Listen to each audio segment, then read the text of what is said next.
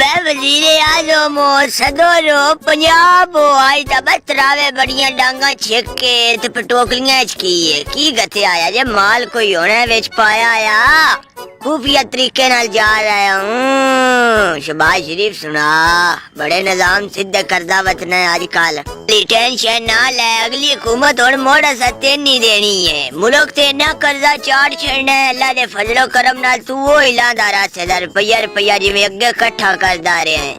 चस लवांगे असी चस मैं आया उस टाइम नाड़ साडे नाल नाड़ो असी पुराने पापी हूँ साडे नाल नाड़ो आ खुंडी वेंदा पिया है। ये 1992 दी खुंडी है जिदों दी मैं हाथे फद्दी है ना बरकतां ही हो गईयां ने।